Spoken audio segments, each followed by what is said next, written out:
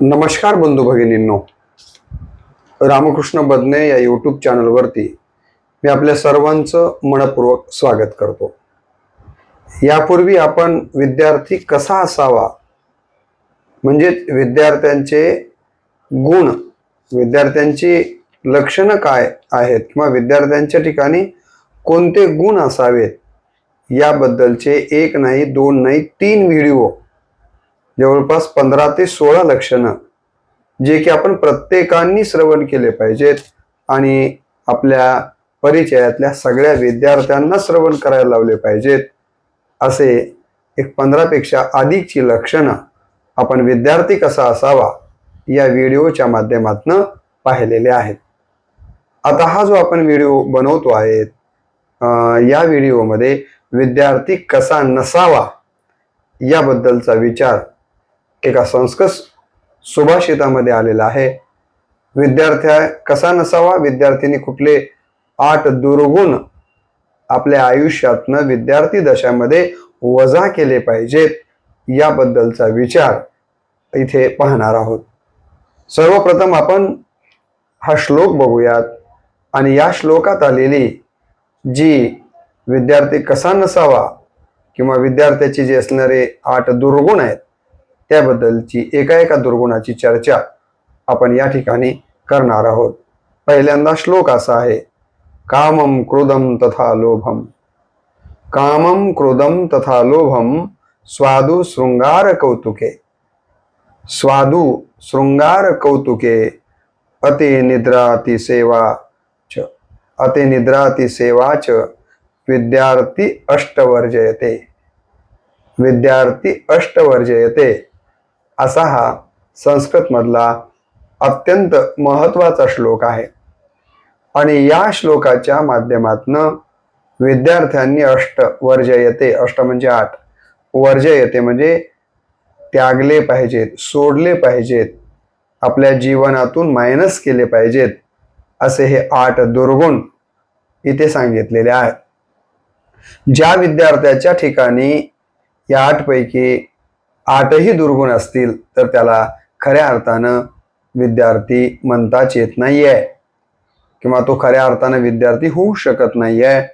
त्याला जर खऱ्या अर्थानं विद्यार्थी ज्ञानार्थी बनायचं असेल तर त्यानं आत्मपरीक्षण केलं पाहिजे की या 8 दुर्गुणांच्या पैकी माझ्याकडं किती दुर्गुण आहेत आणि पहिली जी मी काही विद्यार्थी कसा असावा या 15-16 सद्गुणांच्या पैकी माझ्याकडं कोणते सद्गुण आहेत. या दोन्हींची गोळाबेरीज विद्यार्थ्यांनी आपल्या मनाच्या ठिकाणी करायची आहे. आणि दुर्गुण जास्त असतील, सद्गुण कमी असतील तर आपण चांगले विद्यार्थी नाही आहेत याचं भान आपल्याला आलं पाहिजे. आणि आपल्याकडं सद्गुणांची संख्या जास्त असेल, दुर्गुणांची संख्या कमी असेल तर आपण चांगले विद्यार्थी बनण्याच्या दृष्टीनं वाटचाल करतो आहोत असा विचार इथे करायला काही हरकत नाहीये. आता या श्लोकामध्ये जो पहिला विद्यार्थ्यांचा दुर्गुण सांगितला गेलेला आहे तो म्हणजे कामम. काम आपल्याला माहिती आहे की 4 पुरुषार्थामध्ये देखील काम हा शब्द आलेला आहे. धर्म, अर्थ, काम, मोक्ष. तिसरा पुरुषार्थ कोणता सांगितलेला आहे? काम. आणि आपल्याला हेही माहित असेल की आपल्या शास्त्रामध्ये जे षडरिपू 6 शत्रू माणसाचे सांगितलेले आहेत, त्या 6 शत्रूंच्या मध्ये पहिला नंबर जर कोणता असेल तर कुणाचा असेल तर तो कामाचाच आहे. यावरती माझं सविस्तर अशा प्रकारचं प्रवचन मी या ठिकाणी नवल अहंकाराचे गोटी, विशेष नलगे अज्ञान्या पाटी, सज्ञानाचे झोंबे कंठी, नाना संकटे नाचवी या ओवीचं चिंतन मांडताना अहंकार हा शेवटचा रिपू आहे, शत्रू आहे. त्याच्या पूर्वीचे 5 शत्रू सांगत असताना जो चिंतन मांडलंय त्यामध्ये पहिला शत्रू सांगितला गेलेला आहे. षडरिपू मधला पहिला रिपू आहे तो म्हणजे कामम. काम, काम याचा अर्थ असा विषय वासना. कारण यापूर्वीच मी आपल्याला सांगितलं की विद्यार्थी दशेमध्ये विद्यार्थ्यानं इंद्रियांच्या वरती काय करायचं आहे? निग्रह इंद्रियांच्या वरती करायचा आहे. त्यानं महत्वाचं ब्रह्मचर्य पालन करायचं आहे. आणि याच वयामध्ये जर त्याच्यातला काम उद्दीपित व्हायला लागला तर मात्र त्याला खऱ्या अर्थानं विद्यार्थी होता येत नाही आहे. म्हणून अनियंत्रित इच्छा, काम याचा अर्थ दुसरा होतो अनियंत्रित इच्छा. इच्छा जरूर असावी पण ती नियंत्रित असावी. अनियंत्रित इच्छा जर विद्यार्थी दशेमध्ये कामाच्या माध्यमातून निर्माण होत असेल, तो विषय वासनेच्या पाठीमागे लागत असेल तर मात्र तो चांगला विद्यार्थी घडू शकत नाही आहे. तो वाहवत जाण्याची शक्यता जास्त असते. आणि म्हणून विद्यार्थ्याने आपल्या विद्यार्थी जीवनामध्ये कामाला कुठेही स्थान द्यायचं नाही आहे. म्हणजेच काम आपल्या आजूबाजूलाही फिरकणार नाही आहे याची काळजी त्यानं निश्चितपणे घेतली पाहिजे. विद्यार्थ्याकडं दुसरा दुर्गुण जर असेल तर तो त्यानं काढून टाकला पाहिजे आणि तो म्हणजे क्रोध. एक गोष्ट आपण लक्षात घेतली पाहिजे की काम माणसाला जर पुन्हा पुन्हा पुन्हा तो मिळायला लागला तर कामामुळे लोभ वाढतो आणि काम जर माणसाचा अपूर्ण राहिला तर त्याच्यामुळे क्रोध जन्माला येतो. म्हणजे काम, क्रोध, लोभ हे भाऊ आहेत आणि एकमेकांना मदत करणारे आहेत. म्हणून हे तिन्ही शत्रू आपल्या शास्त्रामध्ये सांगितले गेलेले आहे षड्रिपुंच्यामध्ये. आणि या तिन्ही शत्रूंना आपण आपल्या आयुष्यामध्ये स्थान द्यायचं नाही असं आपलं शास्त्र सांगतं आणि ते चुकीचंही नाही आहे. आणि म्हणून दुसरा जो दुर्गुण विद्यार्थ्याने आपल्या आयुष्यात येऊ द्यायचा नाही आहे तो म्हणजे क्रोध. क्रोध म्हणजे राग. राग आला की माणसाचा विवेक संपतो. अविवेकाचा रागामुळे जन्म होतो आणि अविवेकी माणूस काय करेल सांगता येत नाहीये. अविवेक हा पापाकडे आपल्याला घेऊन जाण्याचं काम करतो. आणि म्हणून या वयामध्ये एक तर शरीरामध्ये बळ आलेलं असतं. न मानी कोणासी म्हटलंय ना, तारुण्याच्या मध्ये न मानी कोणासी, सदा मुसमुसी मैसा जैसा.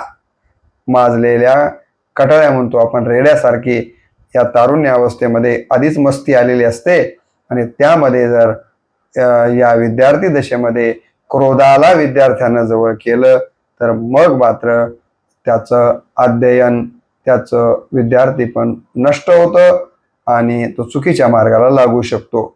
आणि म्हणून कामालाही स्थान द्यायचं नाही आहे विद्यार्थ्यानं, क्रोधालाही स्थान द्यायचं नाही आहे. आणि तिसरा दुर्गुण सांगितला गेला तो म्हणजे लोभ. या कालावधीमध्ये विद्यार्थ्यानं अधिकाधिक मिळवण्याचा लोभ बाळगायचा नाहीये. गुरुकुल पद्धतीमध्ये या सगळ्या षड्रिपुंच्या वरती नियंत्रण आणण्याचं काम तिथले गुरु करत असायचे. आता आपण पाहतो आहोत की कमी वयामध्ये विद्यार्थी आपल्याच वर्गातल्या विद्यार्थिनींच्या वरती अतिप्रसंग करताना दिसतात. म्हणजे कामाच्या आहारी ते गेलेले आपण पाहतोय. नको ते व्हिडिओ ते मोबाईलवरती पाहतायत. त्यामुळं देखील त्यांचा काम चेतवण्याचं काम, चाळवण्याचं काम होताना दिसतंय. तर त्याच्या आहारी विद्यार्थ्यांना जायचं नाहीये. राग तर किती आलाय. मी याच्या पूर्वीच्याही व्हिडिओमध्ये सांगितलं की एखाद्या गुरुजीनं जोरात जरी बोललं तर त्याच्यावर चाकू हल्ला करण्यापासून त्याला मारून टाकण्यापर्यंत, रिव्हॉल्वरच्या गोळ्या झाडण्यापर्यंत, त्याला मारहाण करण्यापर्यंतची मजल आजच्या विद्यार्थ्यांच्या मध्ये आलेली आहे. कारण क्रोधाने ते फचाळलेले आहेत. आणि म्हणून खऱ्या विद्यार्थ्यांना कामालाही जवळ येऊ द्यायचं नाही आहे, क्रोधालाही जवळ येऊ द्यायचं नाही आहे.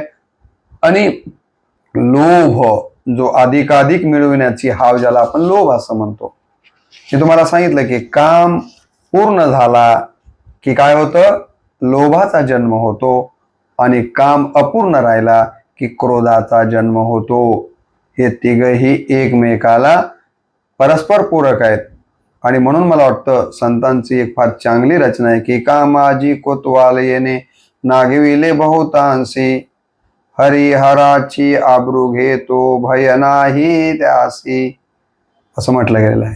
क्रोधाजी कोतवाल असा शब्द वापरलेला आहे. तोही मिळाला त्यासी, ज्वार माई बाप ज्वार जोहार माये बाप जोहार असा एक रचना आलेली आहे. आणि हे काम किती वाईट आहे याबद्दल मी फार विस्तारानं बोललेलो आहे. तुम्हाला माहिती आहे की यडका मदन तो केवळ पंचानन, धडक मारिली शंकरा, केला ब्रह्म्याचा मातेरा, इंद्रचंद्रासी दरारा लाविला छान. यडका मदन तो केवळ पंचानन. कामाच्या संबंधाचं वर्णन आहे. आणि म्हणून अनेकांना कोणाकोणाला धडक मारली या कामानं? धडक मारली शंकरा, केला ब्रह्म्याचा मातेरा, इंद्रचंद्रासी दरारा लाविला छान. यडका मदन तो केवळ पंचानन. याचा फार विस्तार मी त्या प्रवचनात केल्यामुळे आता इथं विस्तार करत नाहीये. आणि म्हणून कामालाही जवळ येऊ द्यायचं नाही आहे, क्रोधालाही जवळ येऊ द्यायचं नाही आहे, आणि लोभाला देखील कशाच अवस्थेमध्ये विद्यार्थ्यानं आपल्या जवळ येऊ द्यायचं नाही. हे तिन्ही दुर्गुण काढून टाकण्याचा प्रयत्न कोणा केला पाहिजे? विद्यार्थ्याने आपल्या विद्यार्थी दशेमध्ये केला पाहिजे. आणि म्हणून या श्लोकामध्ये पहिल्या तिन्हींचा उल्लेख केलाय की कामम क्रोधम तथा लोभम. पुढे म्हटलंय स्वादू. स्वादू म्हणजे काय? तर गोड आणि चविष्ट खाणं विद्यार्थ्यानं सोडलं पाहिजे. कारण विद्यार्थी दशा ही भोगाची दशा नाही आहे. विद्यार्थी दशा ही त्यागाची दशा आहे. चणे खावे लोखंडाचे मग ब्रह्मपदी नाचे असं म्हटलं गेलेलं आहे. लोखंडाचे चणे खाय इतकी कठीण तपश्चर्या या विद्यार्थी दशेमध्ये विद्यार्थ्याला करावी लागणार आहे. आणि अशी जर आपल्याला या ठिकाणी त्यागची भूमिका जर विद्यार्थ्याला पार पाडायची असेल तर त्यानं काय केलं पाहिजे? तर चविष्ट पदार्थ खाणं, गोड पदार्थ खाणं जे आहे सोडायचे. जिभीचे जास्त लाड करायचे नाही आहेत. तुम्ही जिभीचे जेवढे जास्त लाड कराल तेवढं तुमचं आरोग्य बिघडल, तेवढे तुम्ही सुस्त व्हाल, तेवढे तुम्ही अभ्यासापासनं दूर जाण्याची शक्यता नाकारता येत नाहीये. आणि म्हणून स्वादू, म्हणून या पद्धतीनं गोड खायचं नाहीये. जिभेचे चोचलं पुरवणारं आणि अशा पद्धतीचे अतिस्वादिष्ट जे काही असेल ते विद्यार्थ्याने सेवन करायचं नाहीये. एवढा त्याग तर त्यानं विद्यार्थी दशेमध्ये केलाच पाहिजे. आणि या ठिकाणी अतिस्वादिष्ट जिभेची चोचली पुरवणारे अन्नपदार्थ सेवनाचा जो दुर्गुण एखाद्या विद्यार्थ्याच्या ठिकाणी असेल तर तो त्यानं त्यागणं महत्वाचं आहे. असं या ठिकाणी कोण सांगतंय? मी नाही. तर या ठिकाणी हा विचार, हा श्लोक सांगतो. म्हणून तो म्हणतो स्वादू, शृंगार.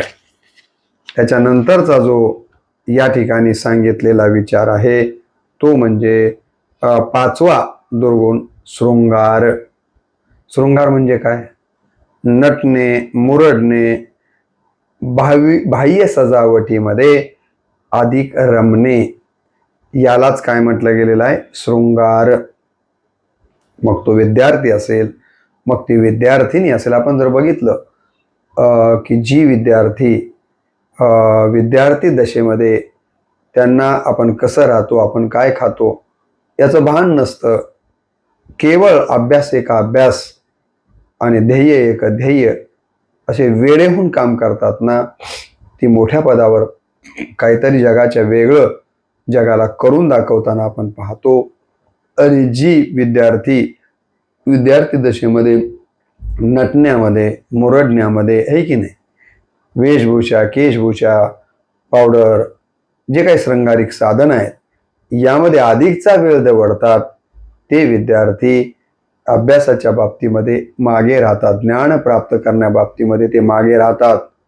आणि म्हणून चांगल्या विद्यार्थ्यानं हा जो शृंगाराचा दुर्गुण आहे तो या वयामध्ये टाळला पाहिजे. याचा अर्थ त्यानं कसंही राहावं असं नाही, परंतु अति शृंगाराच्या आहारी विद्यार्थ्यानं जायचं नाही आहे. बाह्य सजावटीला महत्त्व द्यायचं नाही आहे. या वयामध्ये तुम्हाला आंतरिक शृंगार वाढवण्याचं काम, मनाचं ब्युटी पार्लर आपण अलीकडे बघतोय की तनाचं सौंदर्य वाढवणारे ब्युटी पार्लर आपल्याला पाहायला मिळतात, परंतु मनाचं ब्युटी पार्लर मात्र आपल्याला कुठं दिसत नाही आहे.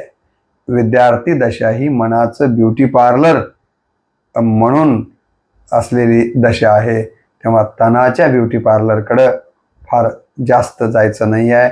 त्या तनाला श्रंगारित करण्यासाठी फार वेळ द्यायचा नाही आहे. आणि म्हणून हा जर श्रंगाराचा दुर्गुण असेल तर तो देखील विद्यार्थ्यानं टाळला पाहिजे. आणि कौतुके असा एक शब्द पुढे या ठिकाणी वापरलेला आहे.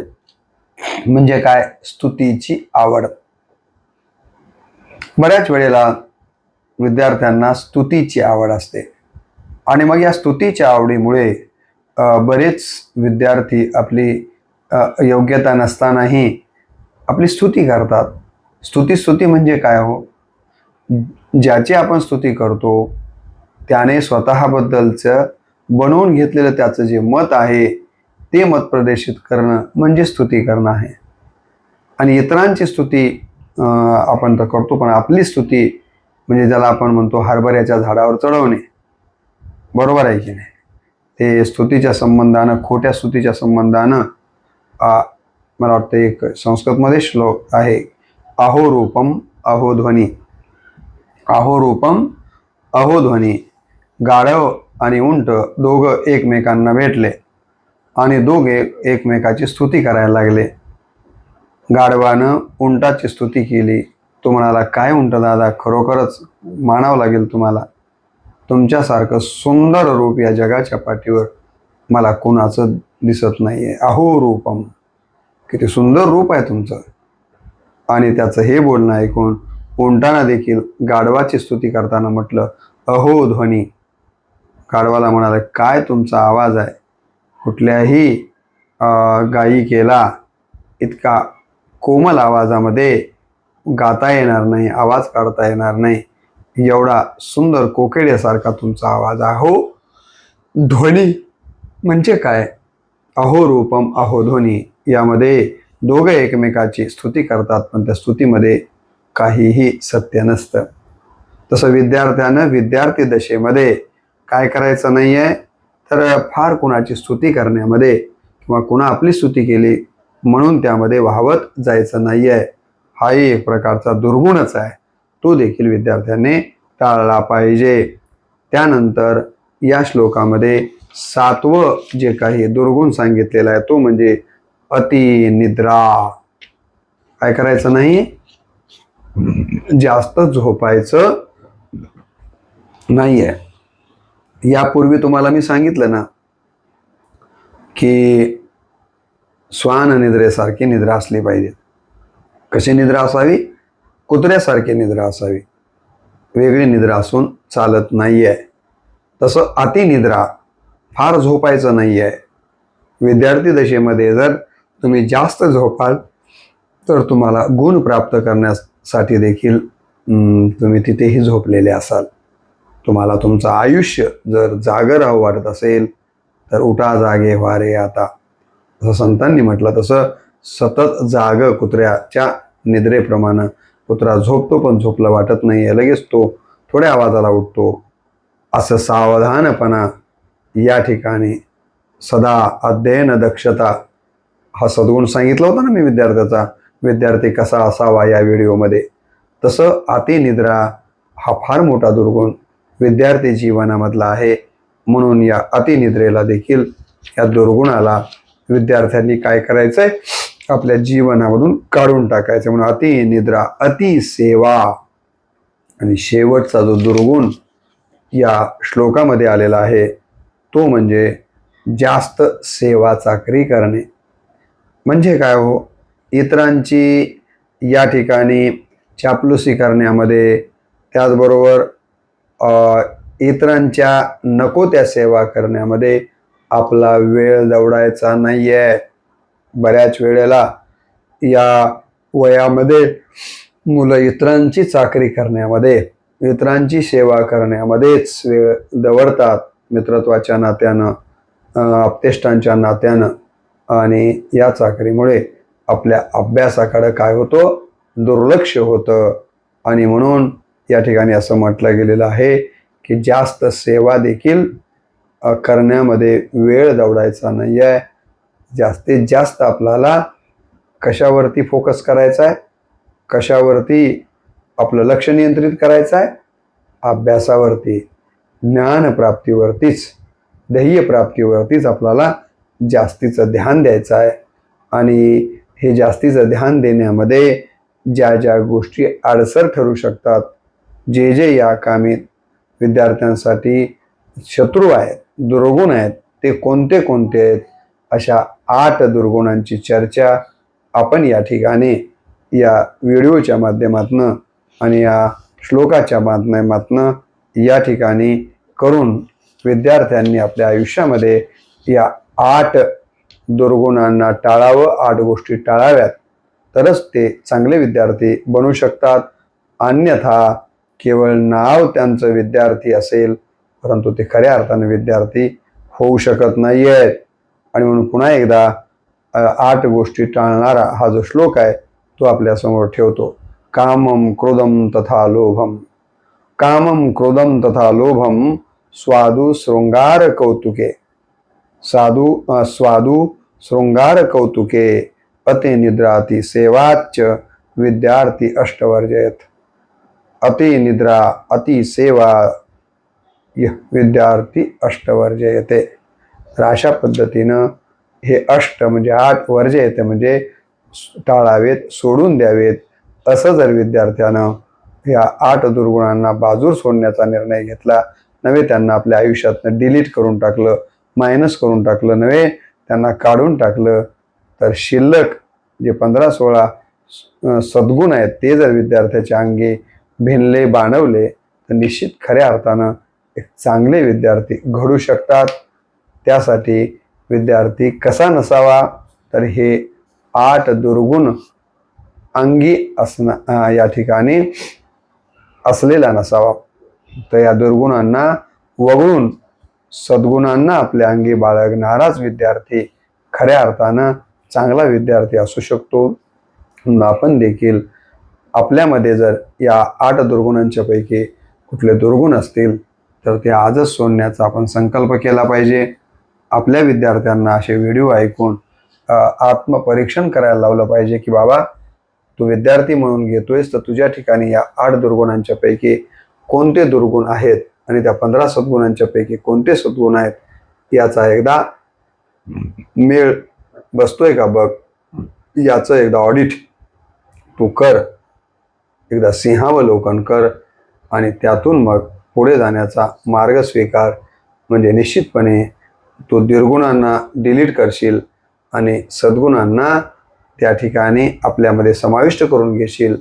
असं जर आपण केलं तर एक चांगले विद्यार्थी आपण बनू शकतो. अशाच प्रकारचे विद्यार्थ्यातले दुर्गुण निघून जावेत आणि सद्गुणी विद्यार्थी निर्माण व्हावेत, हाच उद्देश डोळ्यासमोर ठेवून विद्यार्थी कसा नसावा हा व्हिडिओ भाग 1 मी आपल्यासमोर मांडतो आहे. पुढच्या व्हिडिओमधनं आणखीन याबद्दलचे काही विचार मी पुढे आपल्या ठेवीन. आज मला वाटतं की या व्हिडिओच्या माध्यमातून एवढाच विचार पुरेसा आहे. तेवढाच आपल्यासमोर ठेवून मी या ठिकाणी माझ्या वाणीला पूर्णविराम देतो. आपण सर्वच विद्यार्थ्यांबद्दलची व्हिडिओ श्रवण करावेत अशा प्रकारची देखील नम्र अपेक्षा आपल्याला करून या ठिकाणी मी थांबतो. नमस्कार.